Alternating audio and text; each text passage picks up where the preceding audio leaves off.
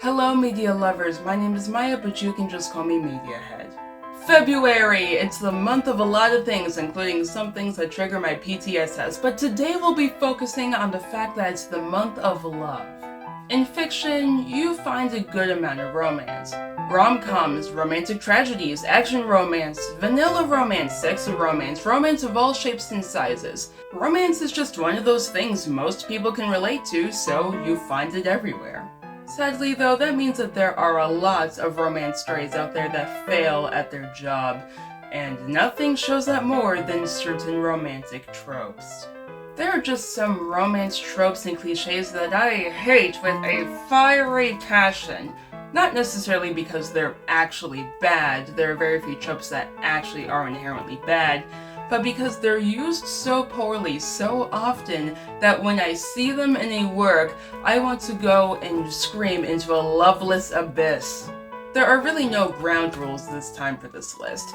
If you're a romance trope, there's a chance you're on this list, whether it be because you're overused, underutilized, or extremely toxic or boring. There's an equal chance for anything to show up on this list. So, let's count down the top 7 worst romance tropes in fiction.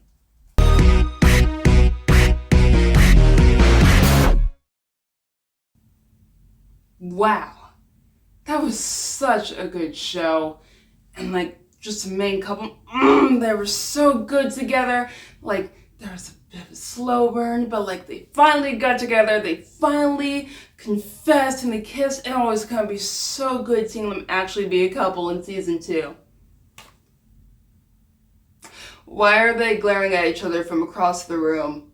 I don't think many people are going to fight me on this one.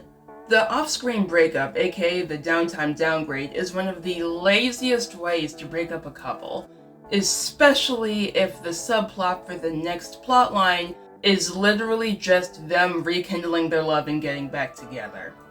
There are usually 2 reasons that this trope shows up, sometimes both at once. 1, it's easy conflict, which is a very boring answer, but it's exactly what it is. Or 2, which I honestly think is more common, it's far easier and occasionally more fun to write a romantic build-up than an actual relationship. It's not impossible to write a healthy couple after they get together, obviously it's been done several times before, but having to write the subtle differences between a platonic relationship or extreme rivalry and a romantic relationship without driving those characters to the brink of character derailment is kinda difficult. But knowing why this trope exists does not make it any less annoying. If you cannot explain why a couple should be capable of staying together, you shouldn't have put them together in the first place. Or, if you do want to make a storyline out of them breaking up, show it on screen. I'd rather suffer slowly as I watch my OTP crumble to the ground than be jump scared by their inevitable breakup in the next installment. Get this freaking trope out of my sight. This is the bottom of the list. I'm not gonna make it, guys.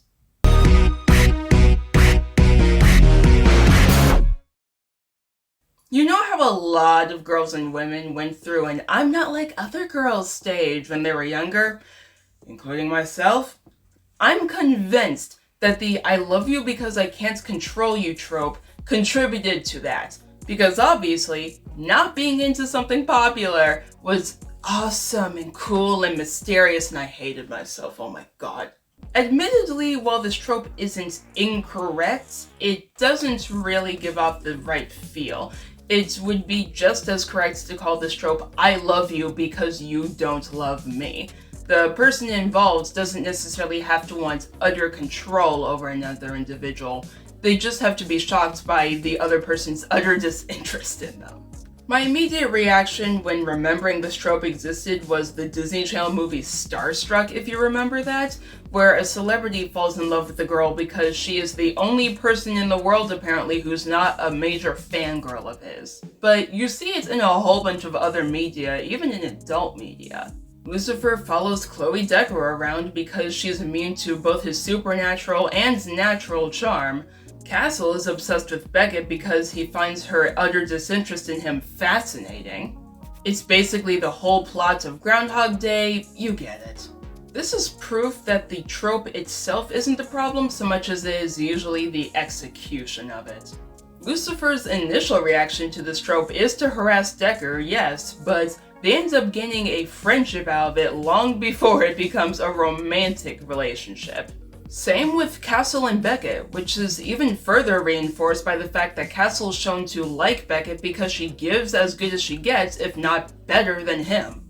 This trope mainly bothers me because a lot of writers try to capture that magic without realizing why it worked for other people. They don't notice how, say for example, both of these examples I just listed started with a friendship before it evolved to a romantic relationship. They end up making, for example, a storyline where somebody obsesses over someone else for not falling under their control and stalking them until they finally find it charming. Or you end with a relationship where even if they're written well after they get together, feels like it was built on a shallow foundation. The Taming of the Shrew is often given the former interpretation, which, considering that's a horror story disguised as a rom-com, is not a good look. And speaking of one of its adaptations, I hear that this is one of the reasons a lot of people hate 10 Things I Hate About You, because while I personally like that movie, it can come across as a stalker scenario, like I mentioned. Basically, if you're going to use this trope in a work of yours, I suggest using the Beast vs. Gaston model. When the Beast was encountering a woman, Belle in this case, who wasn't going to deal with any of his shit, his reaction was to better himself as a person so that he could be worthy of being with her. Gaston bothered her to the point of him becoming the villain of the story.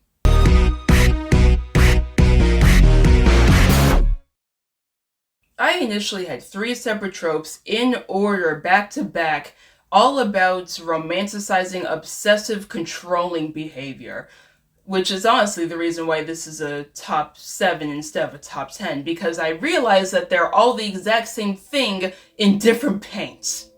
Yandere behavior awarded is the name I'm giving to any time clingy, stalker-like, homicidal behavior is deemed romantic by the story, or the fact that toxic is glossed over in the narrative. There are 2 famous or infamous examples of this trope. Future Diary, where the female love interest chloroforms her lover, kidnaps him, takes him to a warehouse, holds him as prisoner for weeks, and tries to murder his friends for daring to take time away from him. And a good 70 to 80% of rom-coms released between the years 1980 and 2000. But there are also minor examples in modern media that were deemed romantic and really should not have been. For example, I don't know, threatening to kill yourself if somebody doesn't go out with you, constantly harassing someone and even going to their home after they say that they don't want to see you ever again, or constantly declaring that you'll be able to change someone's mind even if they've said over and over that no you won't and they don't want you to, or hiding your identity from someone and claiming that it's true love. The reason this trope is so low on the list is because good writers have actually been able to pull off romanticizing bad behavior, usually one of 3 ways. 1, the toxic person in question character develops out of being a garbage human being and becomes a proper love interest. 2, making both characters toxic so you can just sit back and enjoy the wild ride. Or 3, acknowledge that the character is toxic as hell and probably shouldn't be in a romantic relationship, but then make it so entertaining or the character so charismatic that you want to watch it continue anyway. But for now, we just have to hope to God that our loved ones and ourselves don't fall into the trap of aspiring to be like these couples.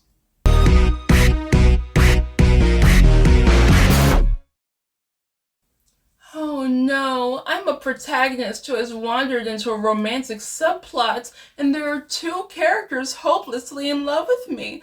One of them has about 70% of the screen time, is always there for me. We have dramatic backstory baggage with each other, and we had a whole love session behind a waterfall, despite that sounding really uncomfortable.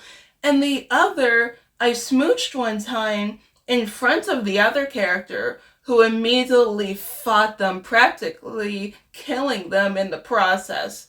I wonder who I'm possibly gonna choose.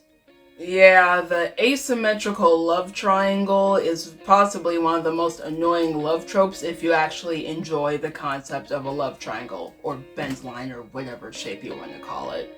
I don't know about you guys, but it feels insincere every time a romantic subplot in the form of a love triangle is brought up, and then the writers pretend for several issues, games, iterations, novelizations, installments in general, etc., that there's an actual choice here.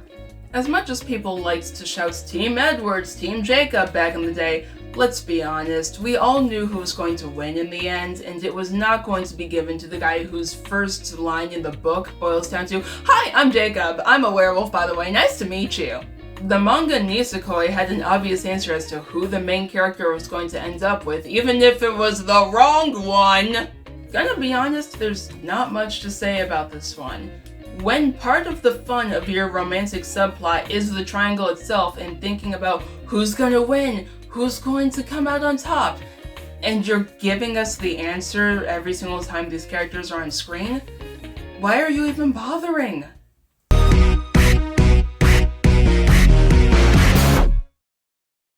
No one likes flat characters.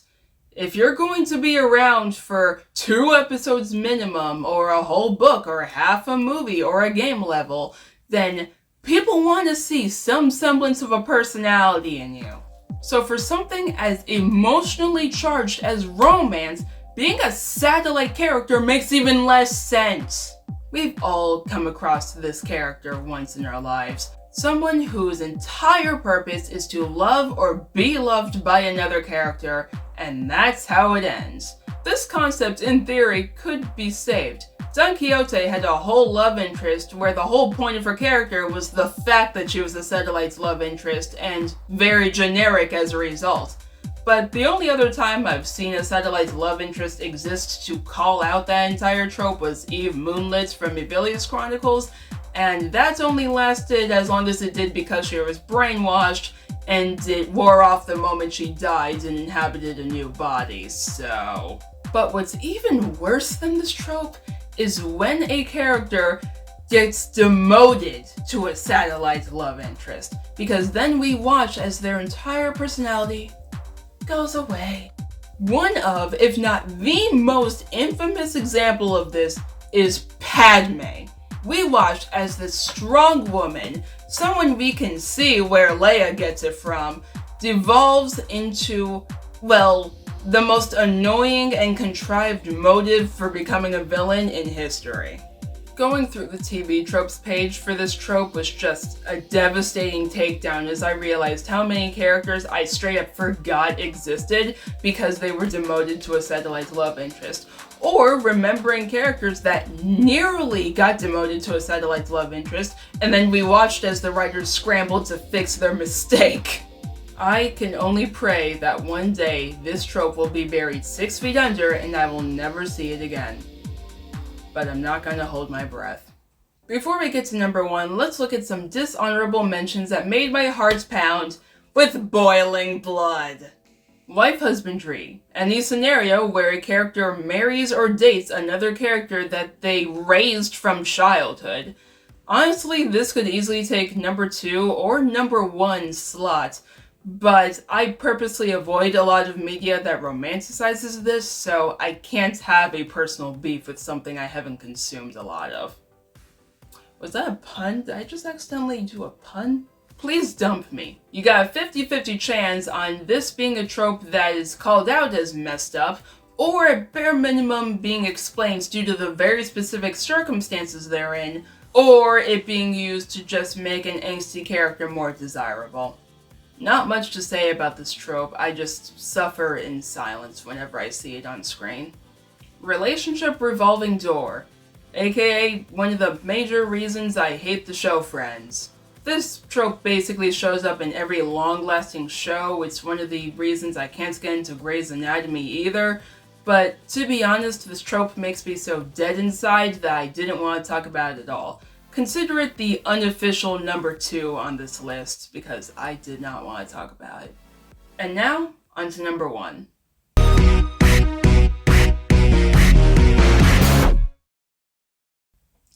So we've got ridiculous breakups, 2 potentially toxic tropes, constant mishandling of tropes, and reducing a character to a shell of their former self. What else is there to be angry at? Well, to be honest, you might have already figured it out, because there's been one trend throughout these tropes. The fact that I don't necessarily consider them inherently bad, just constantly misused or underutilized and not used to their full potential. I'm traumatized enough by these tropes that every single time they appear, I go in with a grain of salt, which is the reason I made this list in the first place, but they have pleasantly surprised me in the past. So, what could take the number 1 spot? It would have to be something that is so poorly used, like a good 99% of the time. Something so horrifically bad that even when they pull it off, it still carries the baggage of being that trope in the first place. And there's really only one trope that fits that category. The token romance is the bane of every genre's existence. You are not safe anywhere you go. This trope could just show up in a setting and attach itself to a story like a tumor. Admittedly, it's hard to call something a token romance, especially nowadays, as everyone ships something. But there's honestly a really easy way to establish whether or not something's a token relationship. Ask yourself this question. If you were to take the romance out of this couple, does the story change? If the answer is no, or it actually makes the story inherently better, then you've got a token relationship. It's the reason Sharon Carter improved as a character after Steve left. It's the reason why no one really remembers that romance scene in Civil War in the first place. It's the one and only weak point in Avatar: The Last Airbender, minus Sokka's relationships. Those are solid. And it's even the reason so many tropes on this list suck! The off-screen breakup has torn 2 perfectly good characters apart, but it's also been used when the writers realized that they put 2 characters together who do not fit and they can't justify their relationship. It's the reason a character literally hating another one for stalking them can be so easily construed as romantic feelings. As I stated at the very beginning of this video, people assume we want romance, so it's literally everywhere. Because people assume, incorrectly I should point out, that romance is the ultimate universal experience that everyone has encountered and experienced in their life. So, in order to make things relatable, they add romance, even when it should not be there. Romance is not a bad thing, obviously. There are so many good romance novels and romantic subplots, etc. But it has been viewed as the ultimate form of love for so long that the moment that 2 characters love each other in fiction, it's assumed that they must love each other romantically. It doesn't help that romantic relationships tend to lend themselves better to dramatic and tense storylines than familial and platonic relationships do. I mean, sure, you can have that sense of toxicity and fear and misunderstandings in those relationships as well, but you're not gonna get a will they, won't they scenario in a familial relationship, hopefully. So we get plenty of romantic relationships where even if they're good, even if I acknowledge that they are beautifully written and I love them, I can't get it out of the back of my head that if they took this romantic subplot out of the story, it wouldn't change. The token romance manages to have that feeling of disappointment from an off-screen breakup, the toxic undertones of an obsessive partner, the sense of inevitability from an asymmetrical love triangle, and often comes with the lack of character development from the satellite love interest. It has it all! So, yeah. the token romance is, without a doubt, the worst romance trope in fiction. So some of you may have noticed that my uploading has been off in recent months. And to be honest, there was really no helping that. I graduated in December, if the fact that my last upload was a senior project didn't give it away. And that meant that basically between the months of late October to literally right now, I've been job searching and making sure that my portfolio is perfect and neat, and just doing a whole bunch of stuff to prepare for the future. And since this is more of a hobby, that meant that this had to be a last priority. I still wanted to get this video out because I love this channel. But that being said, I do not know when I'm going to upload again. I want to make sure that a video is set up for March, but I don't know if I'll have time to record. I don't know the next time I'm going to do something for this channel, because I don't know when I'll have time. I plan on getting a full-time job. I plan on moving. I plan on doing all this stuff that's going to take time to settle down and prepare and do.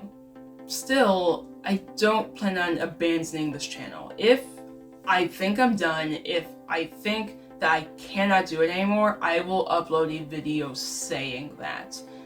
But for now, I don't know how long it'll be between this video and the next one. That being said, I do plan on making shorter videos if I can. And speaking of short videos, I've very recently started uploading to TikTok, so if you want to still see me ramble about random media stuff, you can check me out there. But anyway, for now, I must say adieu on this day that is just as cold as my heart clearly is from having to ramble and rant about love of all things for God knows how many minutes. I'll see you at some point again, media lovers.